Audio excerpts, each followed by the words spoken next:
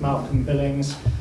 Some of you may know of him as a broadcaster on Radio 4 specialising in archaeology, but actually his career didn't start out in archaeology, although it was something he was interested in at school in Melbourne many years ago. His career actually started in current affairs, and in the 60s and through into the 70s he was a reporter and a presenter on the Today programme, which some of you I'm sure will be familiar with and occasionally shout at. Most of this audience, for goodness sake. I don't want to sort of categorise everybody, but so after you know, a good spell on the Today programme, he moved aside to take up a new role as presenter of the Radio 4 series Origins. And the programme quickly became established as an important source of archaeological information and proof that radio could create archaeological pictures. So if you remember the British Museum's programme a few years ago, the history of the world in 100 objects, Malcolm did it first. So that was breaking ground, and it involved programmes that included the terracotta warriors at Xi'an and in China, which I'm sure many of you will know about. His contribution to archaeology on the BBC World Service included the long-running programme Heritage, and its brief was also worldwide. It included programmes recorded in Thailand, India, Sri Lanka, Ireland, Australia, Mexico, and the excavation of Jamestown, the first English settlement in Virginia. Heritage was produced by Bridget O'Hara, presented by Malcolm, and Dr. Geoffrey King of SOAS. Traced the history of the Hijaz Railway, which goes from Damascus to Medina in Saudi Arabia. I've done the Saudi Arabia bit, but not the other bit, but it's a fascinating journey. And was one of the last archaeological radio feature programmes recorded on location before war broke out in the Near East. Malcolm has written several books on archaeology and history, including the Crusades, the archaeology of London, the history of the English, history of Queen's College, Harley Street. What's that one about? Queen's College, Harley Street. I know. I don't know that. Well, very early English school for women. Oh, okay. And more recently, most recently, Vartan of Nazareth, which is the subject of his talk this evening. Thank you. I don't need to say very much at all now, do I? He's done it all. This business of making radio pictures was beautifully brought out in Thailand once. Maybe about 20 years ago. I was down in a trench. Had an umbrella to keep the rain and the sun off. But down in the trench, they were looking at some very ancient people. And they'd cut down the side of the trench and revealed the body of a child, or the skeleton of a child. And the way radio worked so well was to take a trowel and run it across the ribs of this poor little thing. And that I think was a perfect example of how you can get pictures out of radio sound. Anyway, today I want to talk about Vartan of Nazareth. Now, why am I doing that for a Levantine organization? He was born in Constantinople. He's an unknown great man, became a doctor and a surgeon. And the story of how that happened I found very interesting. No one had got into the guts of this story before, and now I'm very happy to be able to tell people about it. Do you mind if I sit down? Not that I won't fall down, but it's actually easier to read. When I started on this search for Vartan's missing years, we didn't know where he was as a young man. We didn't know if he was educated in a formal sense. Documentary evidence came up unexpectedly in lines of a letter written by the headmaster of a school to which his parents sent him, a Protestant seminary, the first one in Turkey, started in the 1830s. And this letter, written by his headmaster to the director of the Edinburgh Medical Missionary Society, filled in this great blank. Just 2 lines.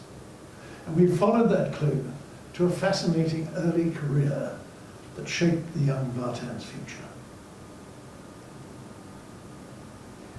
Geography accounts for most of the mystery that surrounds Vartan.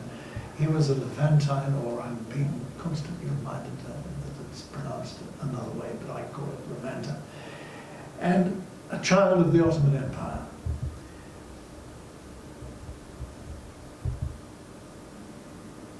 Vartan came from Constantinople, modern Istanbul, and the artist's impression captures the incomparable skyline, punctuated by the domes and minarets of some of the world's most famous buildings. On the far right, there's a tall white tower. Can you see it there? It's always outside. It always amazes me that it's still standing after all these centuries. It was the Galata Tower, of course. It was built by Genoese merchants in the 14th century for the defense of their trading compound and from where they could spot their galleons heading for the capital. Until recently, we all thought that was it. Galata Tower was all that remained. In fact, if you go down the hill a bit and round the corner and through a couple of rubbish tips, you can find the walls of the original Genoese settlement. I did that, but without a camera. I'm kicking myself that I didn't take those pictures, but I will next time I'm there. Vartan would have been proud of Hagia Sophia, one of the splendid buildings of Byzantine Constantinople, built by the Emperor Justinian in the 6th century and converted to a mosque after 1453. Mehmet II, only 21 years old when he conquered Constantinople in 1453. He appears charming and sensitive in this portrait of a later date. But it's said that as the battle raged, he rode his horse up the steps of the cathedral and into the very heart of Byzantine Christianity. Mehmet soon found that he had seized a very cosmopolitan city of about 600,000 souls. A dozen different races and cultures outnumbered the Muslim Turks, including Jews, Greeks, Armenians, and Christians, some of whom have been there for centuries. One estimate put the population in the 19th century at 1,200,000. More than 50% of the population were non-Muslim. Armenians were the most prominent, and many enjoyed wealth and political power at the court of the Sultan. And this is the Dolmabahce Palace. It's on the Bosphorus, and was one of many designed by the Armenian Bebek dynasty, a palace inspired by visits to France. Architects, bankers, courtiers, artists, writers, and silversmiths were at the top of the socio-economic pile. But Vartan's father struggled to make a living as a tailor, or embroiderer, as he was called on his marriage certificate. It was a complex society in that many of the different races and religions were self-governing.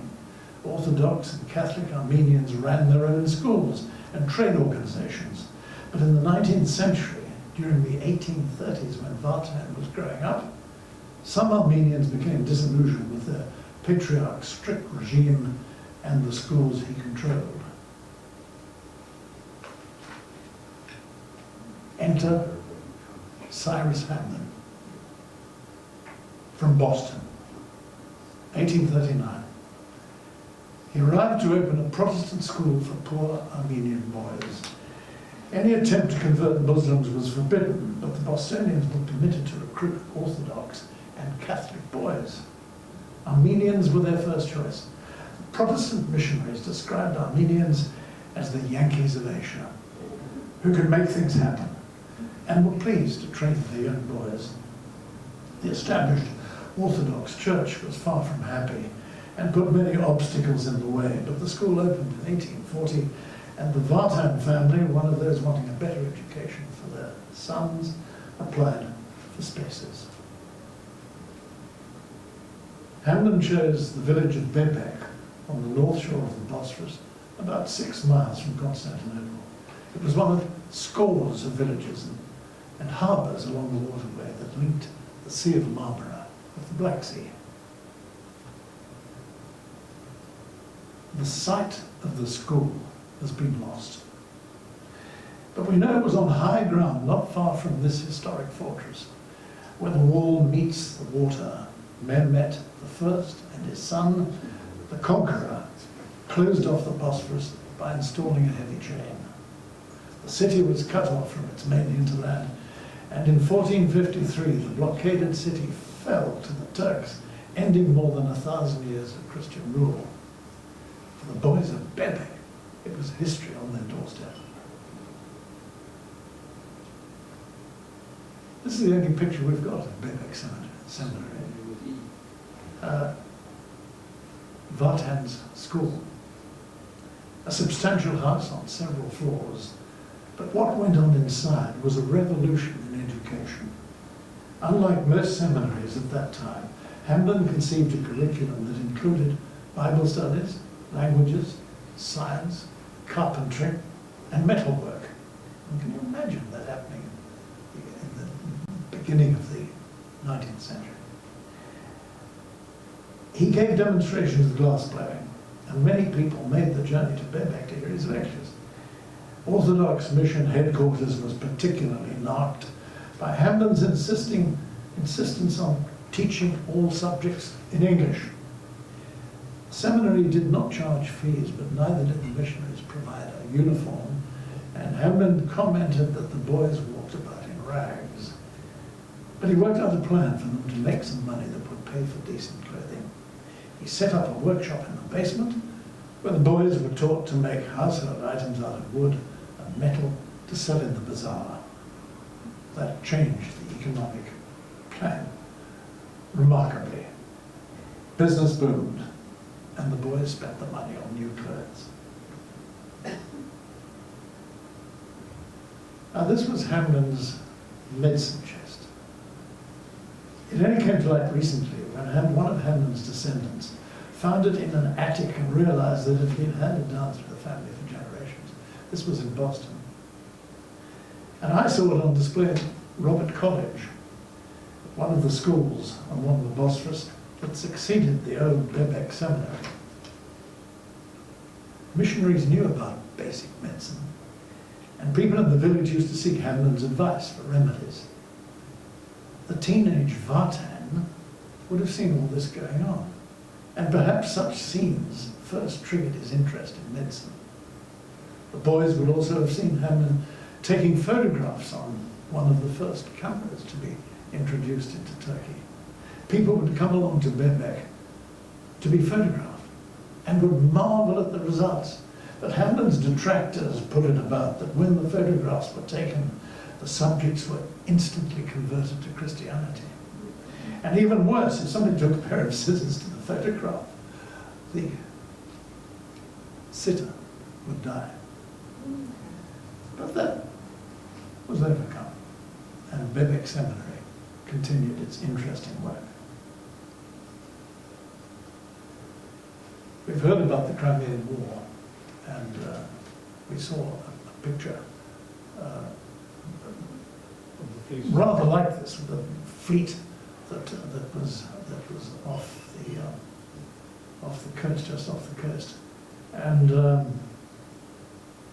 and this changed the life of the boy from the tailor's workshop.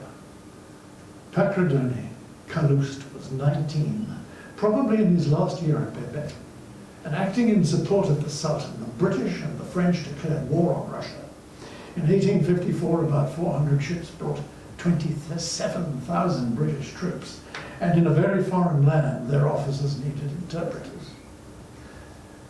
Step forward Hamlet again. He had about 20 linguists graduating from Bebek, and off they went to war, assigned to British officers.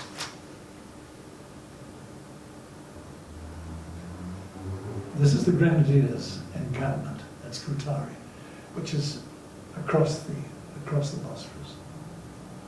And the contemporary photograph shows the guards camping, and across the water you can just make out the skyline of Constantinople. In the foreground, it's clear that some of the officers had brought their wives with them. Household servants, in some cases, came as well. The Crimean War is described as the first modern war, in that it used high-powered rifles, steamships, and railways on the battlefields, and in the sort of trench networks that reached their zenith in the First World War. War photographers and journalists were also on the battlefields and used the telegraph to report the war. Most of the battles involving the Russian defenders, the British, the French, and the Turks ended with great loss of life. Supply ships waited outside the harbour at Balaclava for days until they could discharge in the fetid waters full of animal carcasses and rubbish from the ships. It must have been chaos. But here we see more chaos. The charge of the Light Brigade. Vartan would have been with the officers watching the charge of the Light Brigade when a muddled order resulted in carnage for the cavalry.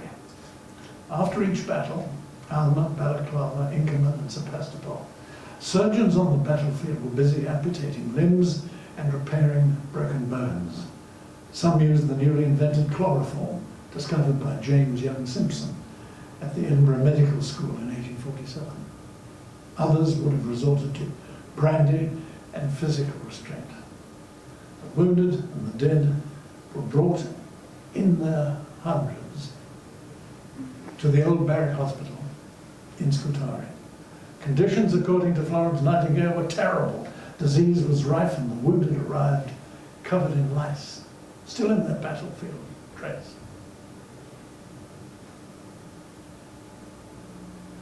Such stories, reported in the London press, persuaded the lady of the lamp, as she came to be known, to set up a nursing service for the hospital.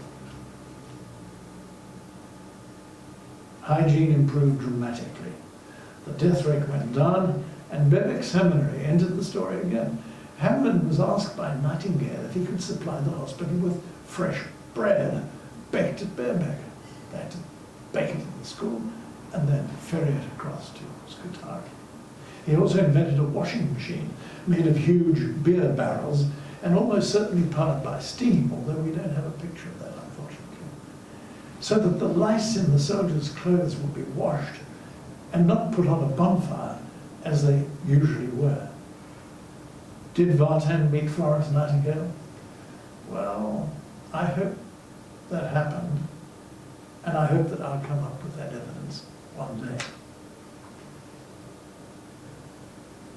Nightingale was given a tower in the old barracks hospital for a nursing headquarters, and there's a museum set up by the Turkish army to explain the nursing story. But this picture now is the hospital cemetery, where there are about 5,000 graves. Only about 20 have headstones put there by officers' families in the 19th century. The granite obelisk is a memorial to all the fallen dead. Most are unidentified and lie forgotten under acres of well-tended grass. It's almost a spooky place to go to, and I found it very evocative. Now look at this. Can you read that? A carpenter, headstone, and Scutari cemetery. This one is marked, but no one knew his name when they buried him, only what he did. But the British wanting more troops, in the hope that the war would continue. Can you imagine that? The British wanted the Crimean War to go on and on. Everybody else wanted to stop it. And so they did a deal with the Sultan. Just before peace was declared, he signed over 20,000 Turkish troops on the understanding that they would be commanded by British officers who were recruited from the Indian Army. The Turkish contingent's officer's uniform from a drawing held in the National Army Museum in London was as flamboyant as any other in the British Army at the time. But I suspect that the officers recruited from India had very little time to wear them. One of the mementos of the war, Vartan's campaign medal, was handed down and rediscovered by his great-grandson in recent years. But Vartan, being demobbed in August 1856, was asked by the soldiers around him and by the community of Constantinople what he intended to do with his life. And we know what he thought, because in later years, Vartan's pharmacist in Nazareth remembered every word. He used to tell us frequently about the horrors he saw during that war. He used to go around among the dead and wounded and stand in front of the doctors and surgeons and see with his own eyes how the wounds were cleaned, bones set, and limbs amputated.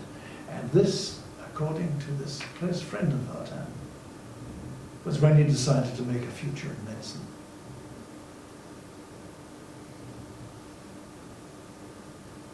Everyone knew of the anaesthetist, James Young Simpson, and his use of chloroform in surgery.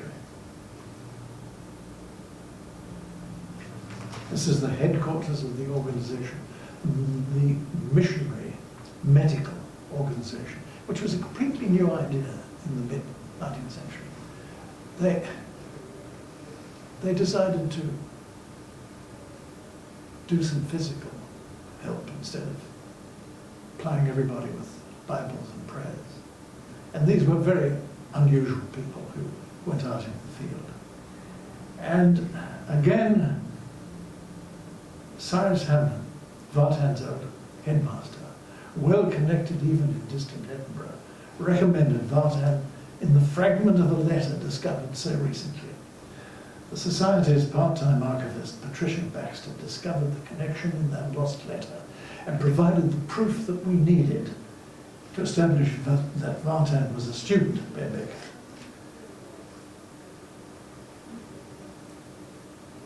The Royal College of Surgeons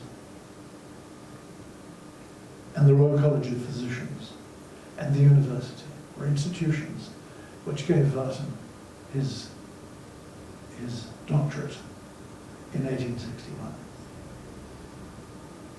Vartan's first job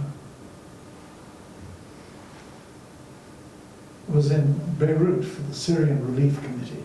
Beirut was recovering from a bitter civil war in which thousands of Christians were massacred by the Druze.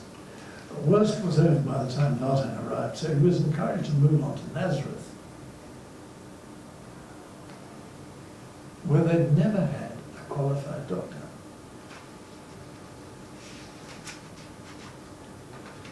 Vartan arrived in 1862 and set up a 4-bed hospital. The Anglican priest, during surgery, helped out by dripping chloroform onto the patient's nose. Vartan struggled on, often making his own surgical instruments. Classes in metalwork at Bebek Seminary paid off handsomely. It was all very primitive compared with Edinburgh. His long-serving pharmacist and friend, Salim Aboud, described the local doctors as quacks who recommended bleeding by leeches and burning the skin with hot irons to cure aches and pains. The wounds were left open for months at a time and dressed with green leaves. Vartan's pharmacist said that when he wrote out a prescription, the patient sometimes soaked the paper in water and drank the inky liquid. Vartan was recalled to Edinburgh in 1866 for further training, where he met Mary Ann Stewart, the daughter of a clergyman. And after a whirlwind romance, they married in Edinburgh at 1:30 p.m. on the 21st of June 1867 and left for Nazareth at 4 p.m. A real whirlwind romance. She'd actually wanted to marry somebody else, a cousin who was also a missionary.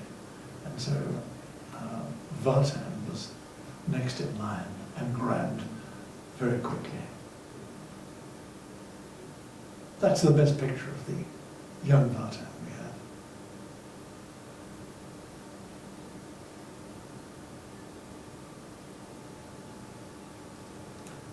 Now this is Acre.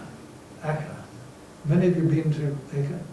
It's most interesting place. And it was once the medieval capital of the Kingdom of Jerusalem after Saladin had taken Jerusalem after a century of Crusader rule.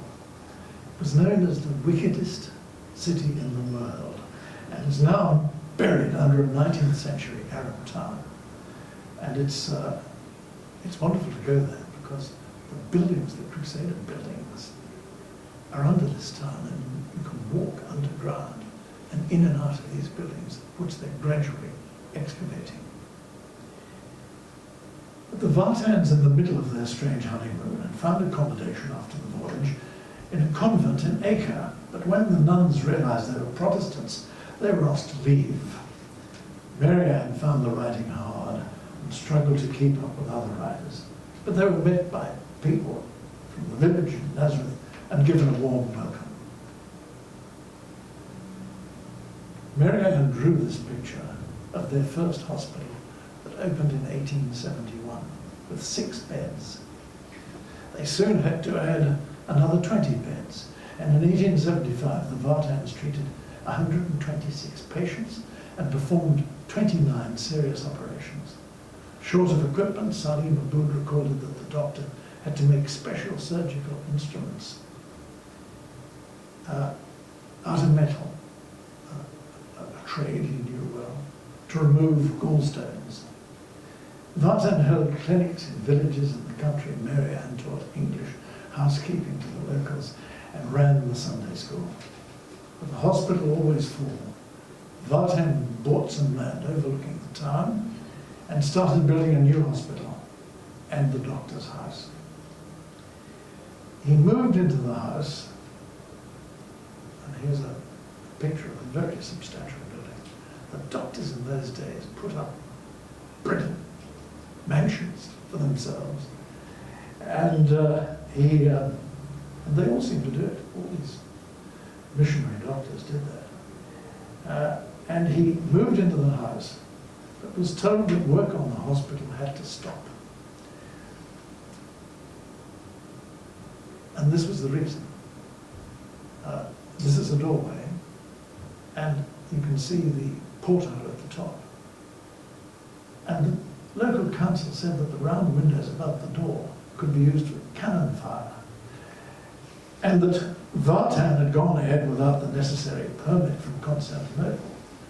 So Vartan took off for Constantinople to acquire a permit, but that journey was fruitless, and the doctor's house and the hospital had to be surrendered to the state. The house still stands at the top of a hill in a police compound, and when the police invited me to see over the house, I noted that there were steel reinforcement bars in the ceiling where the plaster had fallen away. Cyrus Hamlin had taught his students to strengthen buildings against earthquakes. Vartan was the first person building a house to use this form of building, the way to stop the buildings falling down in earth. He continued to treat a growing number of patients in the old dispensary. Well, that's the close-up of the steel bars. But there he is in the dispensary, surrounded by patients. And he had failing health, and a new era began when Frederick Scrimmager was appointed as Vartan's assistant in 1904. Together they signed a lease for a new temporary hospital opposite the old dispensary in the town. It opened in 1905 with 12 beds and 4 cots, and in less than a year 116 patients were admitted, most of them needing surgery. Dispensary across the road dealt with almost 12,000 patients, of whom 40% were Muslim and the rest Catholics and Greek Orthodox. This picture shows an operation in progress, and the fact that Scrimmager is operating with gloves, something that surgeons were not using at that time. The key members of the staff are pictured here with Vartan, including a unique picture of Salim Aboud, whose memories of Vartan contributed so much to our understanding of Vartan and his life in Nazareth. This patient arrived on a camel and was met at the door of the hospital by the matron. The patient had been shot, sort of thing that goes on quite frequently in Nazareth. But once the bullets had been removed, he recovered fully. Marianne and the doctor did have a social life. It was not all work, and they had a special relationship with the hospital on the shore of the Sea of Galilee in Tiberias. Marianne wrote warmly. That's a picture of the hospital in Tiberias. Anybody been there? Just stayed there 2 months ago. It's called the Scots Hotel. Hey, well done. Yes. It's the Scottish doctor, I've forgotten his name, who opened the hospital. Torrance. Torrance, that's Torrance. right. Who opened the hospital about 1870, That's right, yes. Well, Marianne wrote warmly about Dr. David Torrance, who set up the hospital for the Free Church of Scotland in 1894. The two hospitals exchanged staff, and they had a good working relationship. One of the Vartan daughters married a doctor from the hospital. But unlike Nazareth, the Scottish hospital became redundant, and the church decided to turn it into a hotel. And like you, I was there 2 or 3 years ago. Fabulous. And the old hospital is still a hotel, one of the best and most expensive in Israel, and still owned by the Church of Scotland. When John Vartan and I stayed there for a night, we were served by staff in tartan ties. The bar displayed every known brand of Scotch whisky, and the maids had placed a piece of shortbread under each pillow. Did that happen to you as well?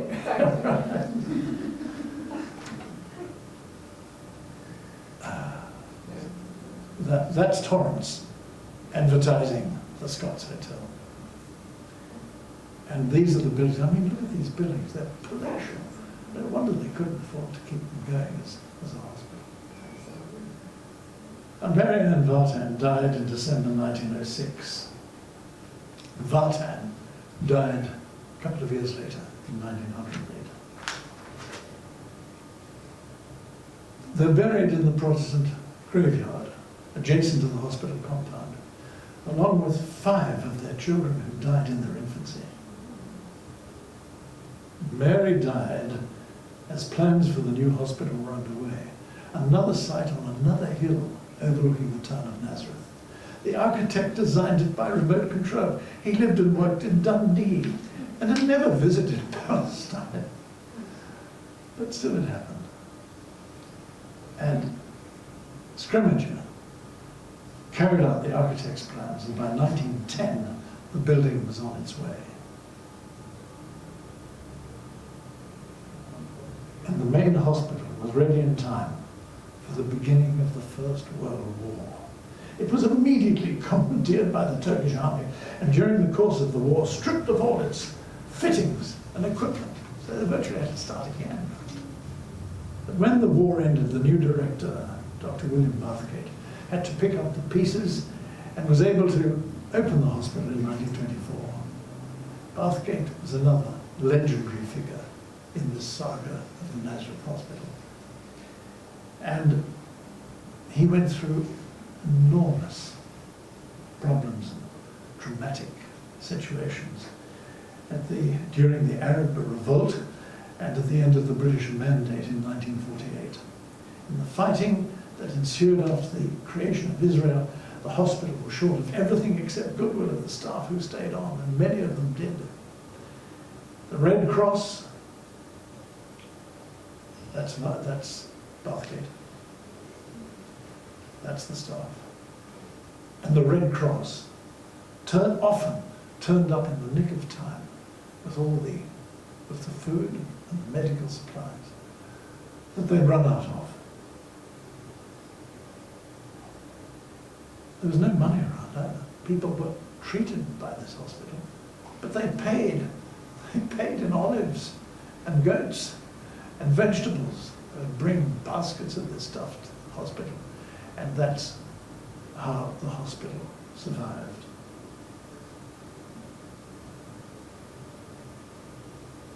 The new maternity wing was begun in 1966, along with the foundations for the School of Nursing. The School of Nursing is now affiliated with the University of Haifa, and the students go on to take degrees in nursing. Every director added extra facilities, such as the Bernath Hall, which is decorated with mosaics.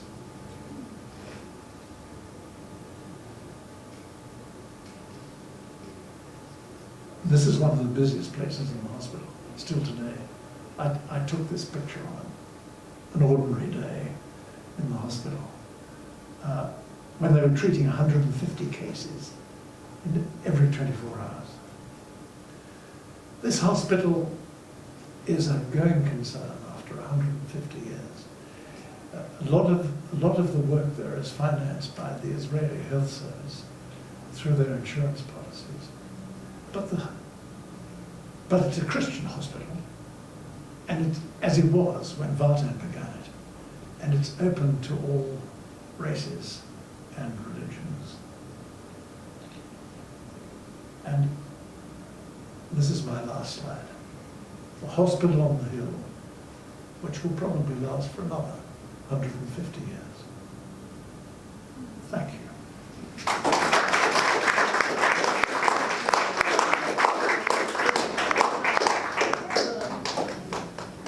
Any questions for Malcolm? On either of the speakers? Yes, please. You said it was still a Christian hospital. Does Yes. it maintain a connection with Edinburgh still?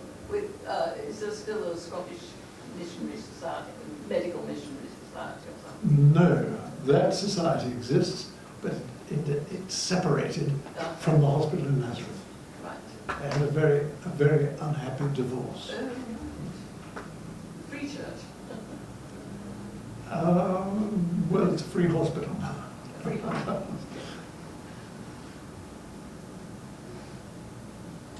So do you think Vartan qualifies as someone to be noticed in your studies of the Levantine? May I ask? There's obviously very little information about him in his early life. Yes. Are there any of his descendants, any of his family left? Yes. Any of his family left? There are. And I collaborated with his great-grandson in writing this book.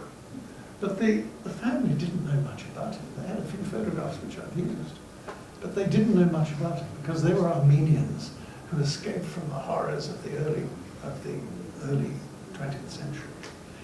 And no Vartan wanted to stay in such a grief-ridden place. And they all came back here, and several of them became doctors. I think one of the sons became an actor. And the family is now a very English family.